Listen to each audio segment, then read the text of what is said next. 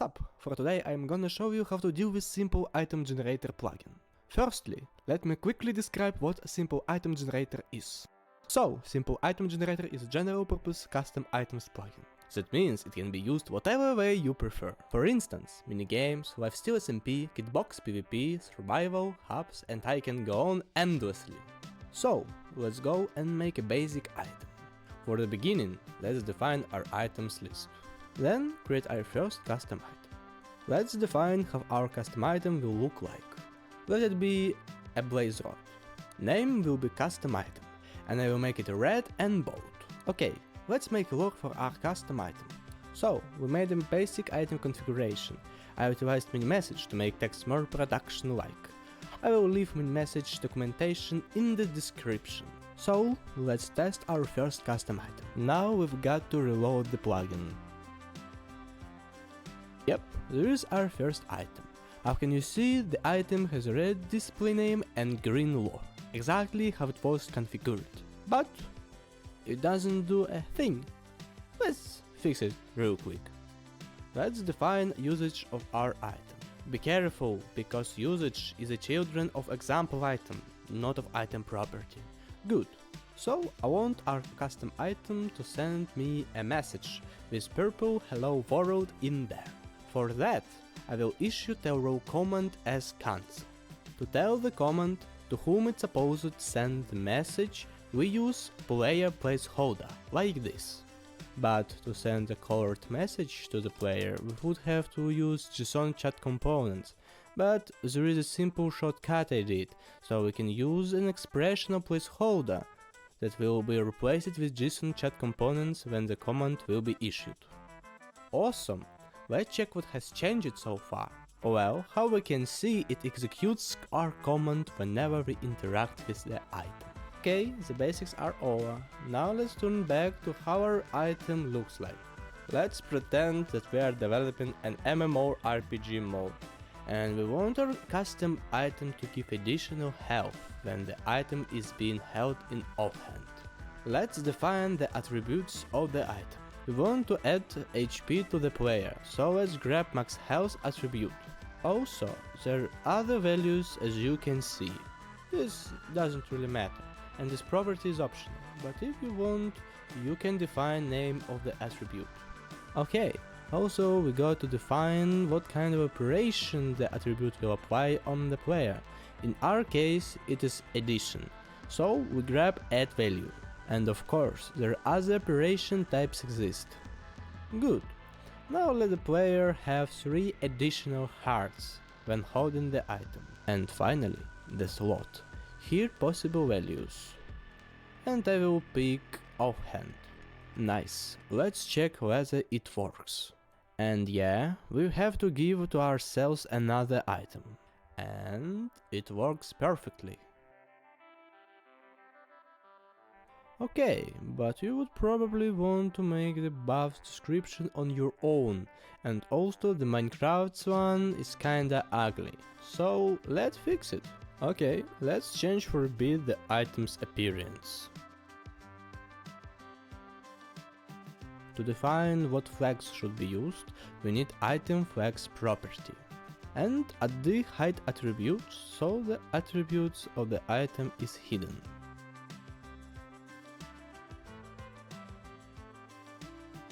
Well, how we can see, it looks a lot better. I guess we are done with the skipita, at least for now. Let's make a super sword. Here we go again, let's define our sword. Okay, now let's come up with an interesting description of our item. Alright, let's use a hex color. It's basically orange. I guess this is good enough. This mighty sword should really have good enchantments. And it would be a shame if such a sword was breakable. So let's fix it real quick. Also, we've got to remove those ugly attributes of the item.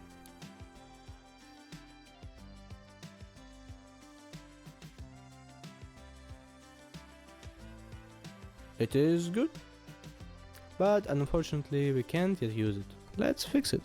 Now we need to define usage of our sword. when left button is pressed, allow usage of the sword.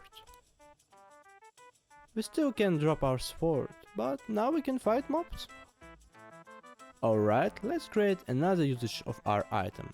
Firstly, we've got to convert our usage to a list of usages. Yeah, that's it. The next usage is issued when player right-clicks at air or block. Let's send a message and throw a potion. Let's use handy mini-message placeholder. I utilized API placeholder here. In order to make it work, you should install player expansion.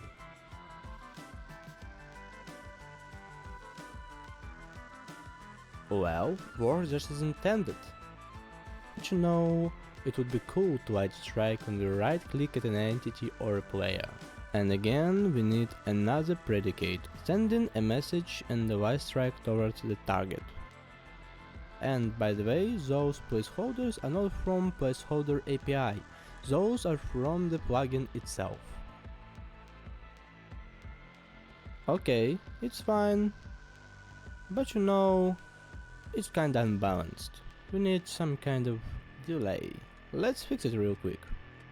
Let's specify our cooldown. It will be 30 seconds. Also, it could be minutes or hours. If you put just a number, it will be on milliseconds. And we probably want to send a message to the player about the cooldown. You're probably curious, what is time_s.2f is? It is another expressional placeholder. For instance, it could be time_t.3f or just time_s. In that case, it will be shown as an integer. Copy paste in here and let the cooldown be 20 seconds. Almost perfect. But you see, you can spam your whole chat with those messages. It isn't right. There we go, half of a second will be enough, sure. Do the same. Seems that everything is okay. Before the end, I would like to tell about some features and workarounds. By default, all items can be used as an ingredient, but if you want to allow it, there is a fix for it. This property should be on the same level as item and usage. And now we can use our item as an ingredient. Sometimes we want our item to behave like it is a normal item. So this item could be thrown, used at something or someone, etc. Maybe you may guess what is this already, but I will show you anyway. Let's define a new item real quick. And there we go, now we can drop it, hit with it, click at something with it, etc. Also, it would be good if we could use it at the workbench. Here we go, a slightly customized plain item. Also, very often you have got to have a glow. It isn't hard to, but I will show you how it's done, just in case. Another item. Let's grab an enchantment that isn't usable for the item. And hide those enchantments. Easy, as I said. And let's show some information about the player who is holding their item. In that case, we need player expansion from PlaceholderAPI. Let's add lore to the item. And just put some placeholders from PPI. When you're dealing with placeholders in items, you may not give to yourself another item, because items with placeholders in lore or name are being updated automatically.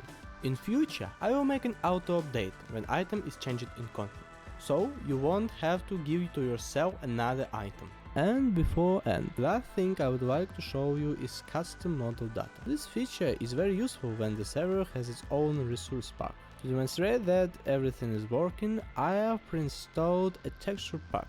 The link will be down below. This is it. On the latest version it uses float numbers and not just one, but a list of them. And now we have an item with a custom texture. Okay, it was the last one. If you have any issues, ideas or questions, let me know either down in comments or on my Discord server. Use like button to promote this video. Bye!